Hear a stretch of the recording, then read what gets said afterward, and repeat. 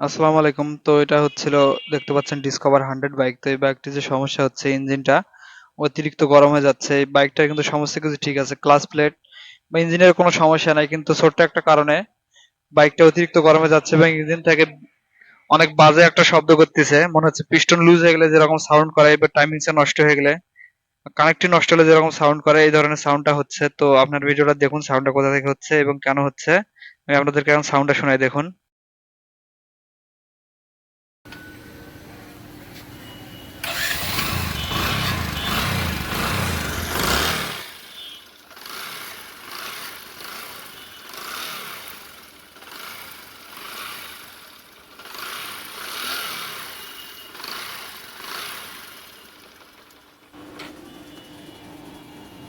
তো আপনারা হয়তো বুঝতে পারছেন, এখান থেকে পিস্টন লুজ হয়ে গেলে যেরকম সাউন্ড আসে এরকম সাউন্ড আসছে। তো বাইকটা আগে ভালো ছিল, হঠাৎ এই ধরনের সমস্যাটা আসলো। তো আর ইঞ্জিনটা কিন্তু অতিরিক্ত গরম হচ্ছে, যে অতিরিক্ত গরম হয়ে যাচ্ছে। তো এই ধরনের সমস্যা হলে বাইকের মূলত ক্লাচ প্লেট থেকে সমস্যা হয় এবং ইঞ্জিনের কোনো সমস্যা থাকলে এই ধরনের সমস্যা হয়। কিন্তু বাইকটা ইঞ্জিন ভালো আছে, টান সবকিছু ঠিক আছে, সবকিছুই ঠিক আছে, শুধু বাইকটা সাউন্ড করতেছে আর গরম হচ্ছে। তো আমরা এখন চেক করে দেখবো যে বাইকের সমস্যাটা কোথায়, চলুন দেখা যাক। তো আমাদেরকে যেটা সমস্যা মনে হচ্ছে, প্রাথমিক অবস্থা যেটা আমরা টার্গেট করছি, মানে যেটা ধারণা করেছি, বাইকটাতে হচ্ছে ইঞ্জিন অয়েলও আছে, কিন্তু ইঞ্জিন অয়েলটা সার্কুলেশন ঠিক মতো হচ্ছে না, অর্থাৎ মোবাইল পাম্প থেকে ইঞ্জিন অয়েল হেডে উঠতেছে না বা ক্রাঙ্কশেপে যাচ্ছে না, সেজন্য সাউন্ডটা এরকম হচ্ছে। তো প্র্যাকটিক্যালি দেখার জন্য চলুন আমরা ওই অয়েল ফিল্টারের এই জায়গাটা খুলে দেখে বাইকটা স্টার্ট করবো, তাহলেই বোঝা যাবে যে বাইকটাতে মোবাইলের কোনো সমস্যা আছে কিনা, মোবাইল ঠিক মতো উঠতেছে কিনা। চলুন এটা এখন খুলে দেখা যাক।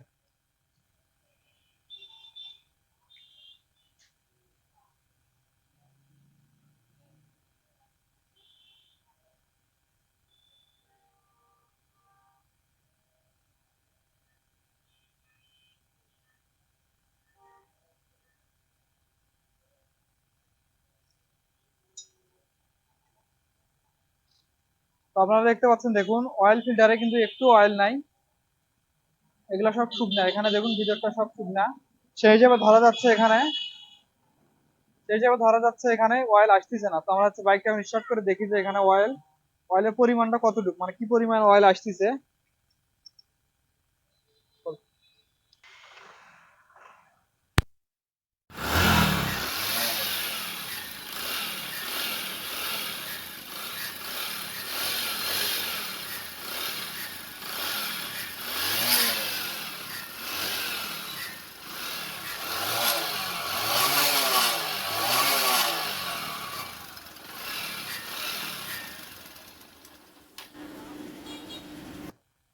তো এখানে কিন্তু একটুও ইঞ্জিন অয়েল আসছে না, সেই কারণে কিন্তু বাইকটার আপনার সাউন্ডটা এরকম হয়ে গেছে। আর এখানে দেখুন ইঞ্জিন অয়েল, এখানে যে আপনার হচ্ছে অ্যালুমিনিয়ামের গুঁড়াগুলা, এগুলা হচ্ছে এখানে আসছে, অর্থাৎ কোথাও যেন ক্ষয় হয়ে যাওয়ার পরে যে গুঁড়াগুলা হয় অ্যালুমিনিয়াম লোহার, সেই গুঁড়াগুলো এখানে আসছে।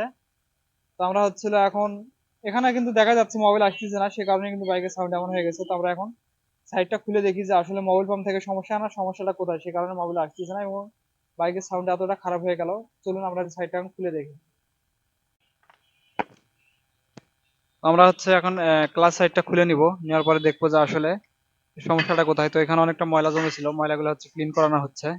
তো দেখুন আমি মোবাইল পাম্পটা খুলছি, মোবাইল পাম্পটার অবস্থা দেখুন এখানে কতটা লুজ। তো মোবাইল পাম্পটা কিন্তু এখানে সিজ করে গেছে, সে কারণে কিন্তু এখানে আপনার অয়েলটা সার্কুলেশন হয় না। তো হচ্ছে আমরা এখন অয়েল পাম্পটা খুলে নিব, নেওয়ার পরে একটা নতুন অয়েল পাম্প লাগিয়ে দিব, তাহলে কিন্তু কাজটা হয়ে যাওয়ার কথা। তো এটাতে অবস্থাটা দেখুন, একদম বাজে অবস্থা। তো এরকম ছোট ছোট কারণ থেকে বাইকের অনেক বড় সমস্যা হতে পারে। দেখুন অয়েল পাম্পের এই জায়গাটা কিন্তু একদম সিজ করে গেছে, সে কারণে কিন্তু আপনার হচ্ছে অয়েলটা ঠিক মতো ওঠে নাই।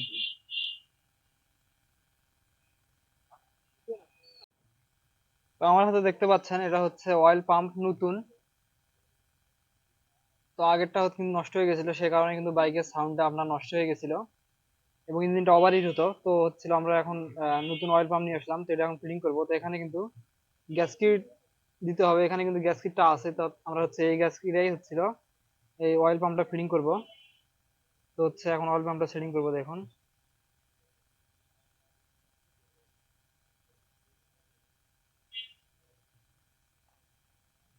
অয়েল পাম্পটা লাগালে কিন্তু বাইকের যে সমস্যাটা ছিল সেটা কিন্তু চলে যাবে।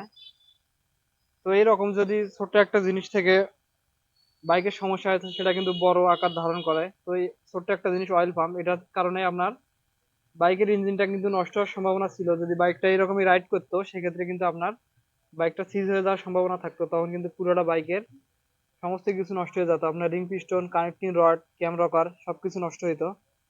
তো এরকম সমস্যা হলে অল্পতেই আমাদেরকে চেক করে দেখার দরকার যে বাইকের এরকম সমস্যা কোথা থেকে হচ্ছে। এই জন্য অবশ্যই বাইকারকে সতর্ক হতে হবে যে বাইকের এই ধরনের সমস্যা হলে নিকটস্থ ভালো টেকনিশিয়ান দ্বারা জিনিসটা চেক আপ করে দেখার দরকার যে সমস্যাটা কোথায়।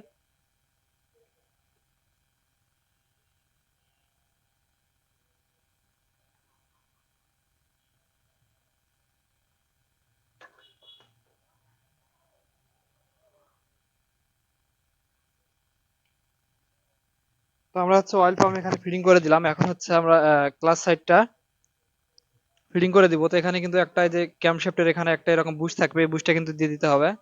বুশটা দিয়ে দিলাম। এখন আমরা হচ্ছে ক্লাস সাইডটা ফিটিং করব, করানোর পরে আপনাদেরকে দেখাবো যে অয়েলটা ঠিক মতো আসছে কিনা। তো চলুন ক্লাস সাইডটা ফিটিং করা যাক।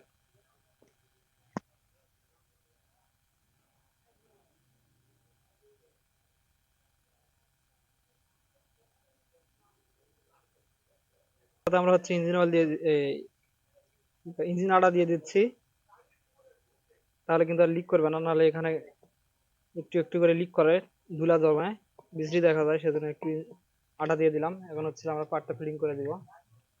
তো এখানে ক্লাসের বিয়ারিংটা বিয়ারিংটা বিয়ারিং এখানে দেওয়া আছে, বিয়ারিংটা ছাড়া কিন্তু লাগালে হবে না। তো এখানে বিয়ারিং দেখতে হবে, আর এখানে যে বুশটা দিলাম সেই বুশটা আছে কিনা দেখতে হবে। তো আমরা এটা ঠিক মতো আছে। এখন হচ্ছে আমরা পার্টটা ফিটিং করে দিচ্ছি।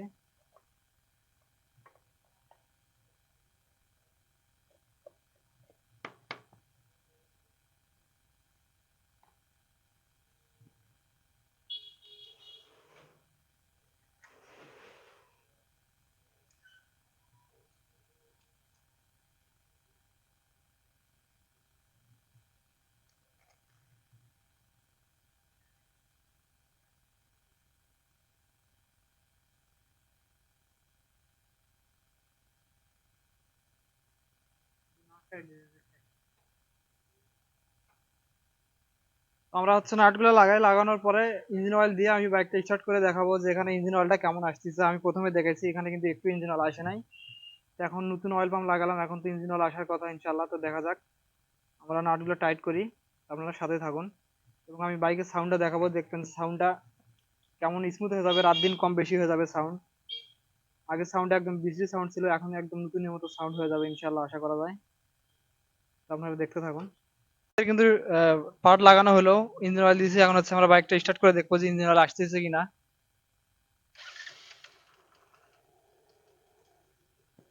তো আপনারা বুঝতে পারছেন, দেখুন এখন কতটা ইঞ্জিন অয়েল আসতেছে এখান থেকে। আগে কিন্তু একটু ইঞ্জিন অয়েল আসতো না। তো আমাদের বাইকটার যে সমস্যা ছিল অয়েল পাম্পেরই, সেটা হচ্ছে লাগানোর পরে এখন ইঞ্জিন অয়েল আসতেছে। তো হচ্ছিল আমরা এখন বাইকটার সমস্ত কিছু ফিটিং করে দিই, তারপরে আমি আপনাদেরকে এই বাইকটা সম্বন্ধে বা অয়েল পাম্প সম্বন্ধে কিছু গুরুত্বপূর্ণ কথা বলতেছি। আর এই বাইকটাতে আর একটা সমস্যা আসবে, সেটা আমি বলতেছি যে কি সমস্যাটা আসবে। আপনারা দেখতে থাকুন। আমাদের কিন্তু বাইকের কাজ শেষ, বাইকটা এখন আমি আপনাদের স্টার্ট করে দেখাই, দেখুন যে সাউন্ডটা কেমন হলো। আর হচ্ছিল যেটা বলতেছিলাম সেটা হচ্ছিল, আপনাদের বাইকে যদি মোবাইল ফেল করে অর্থাৎ মোবাইল যদি না ওঠে, সেক্ষেত্রে যদি বাইকটা দীর্ঘ সময় রাইড করানো হয়, সেক্ষেত্রে আপনার সিলিন্ডারে এবং পিস্টনে স্ক্র্যাচ পড়ে যাবে, অর্থাৎ সিলিন্ডারটা স্ক্র্যাচ পড়বে এবং পিস্টন তাড়াতাড়ি ক্ষয় হবে। তার পরবর্তী সময় যদি বাইক সিজও না করে, তার পরবর্তী সময় যদি এই রকমের দীর্ঘ সময় পর্যন্ত চালানো হয়, তারপরে যদি আমরা হচ্ছে ইঞ্জিনের যে অয়েল পাম্প বা মোবাইল পাম্প যেটা বলে থাকি সেটা হচ্ছে লাগাই, সেক্ষেত্রে কিন্তু বাইকটা ইঞ্জিন অয়েল শর্ট হওয়ার সম্ভাবনা থাকে বা মোবিল খাওয়ার সম্ভাবনা থাকে। কিন্তু ঠিক সেম এই বাইকটা অয়েল ওঠে নাই, এরকম অবস্থায় বেশ কিছুদিন রাইড করেছে, কিন্তু এখন বাইকটার যে কন্ডিশন আমি স্টার্ট করেছিলাম সেই হিসাবে বাইকটা ইঞ্জিন অয়েল একটু করে শর্ট হবে। এটা শর্ট হওয়ার কারণ সিলিন্ডার এবং পিস্টন তাড়াতাড়ি ক্ষয় হয়ে গেছে ইঞ্জিন অয়েলটা না ওঠার কারণে। তো আপনারা যারা বাইক রাইড করেন তাদেরকে বলবো, যদি যদি মনে হয় যে আপনার বাইকটা ইঞ্জিনটা অতিরিক্ত গরম হয়ে যাচ্ছে, বাইকের সমস্ত কিছু ঠিক আছে, টার্ন ঠিক আছে, স্টার্টের সমস্যা হচ্ছে না, সবকিছু ঠিক আছে, কিন্তু ইঞ্জিনটা গরম হচ্ছে, তো আপনারা অবশ্যই আপনার অয়েলটা চেক করে দেখবেন যে ইঞ্জিন অয়েলটা ঠিকমতো সার্কুলেশন হচ্ছে কিনা। যদি সার্কুলেশন না হয়, সেক্ষেত্রে আপনারা অয়েল পাম্পটা দেখবেন যে অয়েল পাম্প থেকে অয়েল ঠিকমতো সার্কুলেশন হচ্ছে কিনা। তো যদি অয়েল পাম্পের সমস্যা থাকে, তো অয়েল পাম্পটা পরিবর্তন করে দিবেন। মাত্র 200-300 টাকা দাম, এটার বেশি না। বিভিন্ন বাইক ক্ষেত্রে দামের একটু কম বেশি হয়ে থাকে। তো এই জিনিসটার কারণে বাইকের ইঞ্জিনের মারাত্মক একটা ক্ষতি হয়ে থাকে। সেটার ক্ষতিটা কি হতে পারে, পুরাটা ইঞ্জিন সিজ করতে পারে এবং ইঞ্জিন তাড়াতাড়ি নষ্ট হয়ে যেতে পারে। ইঞ্জিনের রিং পিস্টন ভাল্ব ক্যাম রকার টাইমিং চেন সমস্ত কিছু নষ্ট হয়ে যাবে এবং যতগুলো বিয়ারিং আছে সমস্ত বিয়ারিং নষ্ট হয়ে যাবে এই ছোট্ট একটা অয়েল পাম্পের কারণে। তো এখন হচ্ছিল আমরা এই বাইকটি স্টার্ট করে আপনাদের সাউন্ডটা দেখাই, দেখুন যে সাউন্ডটা কতটা স্মুথ হলো। আপনারা সাউন্ডটা আগেরটাও দেখছেন। তো পরিশেষে একটা কথা বলবো, আমার ভিডিওতে যদি ভালো লাগে তো অবশ্যই লাইক করে দিবেন এবং চ্যানেল নতুন সবাই আসলে চ্যানেলটা অবশ্যই সাবস্ক্রাইব করে আমাদের পাশে থাকবেন। আমরা মোটরসাইকেল রিলেটিভ এরকম ভিডিও নিয়মিত আপলোড করে থাকি, সেগুলো অবশ্যই আপনাদের হেল্পফুল হবে। তো আমি এখন আপনাদের বাইকটা সাউন্ডটা শুনাই, দেখুন।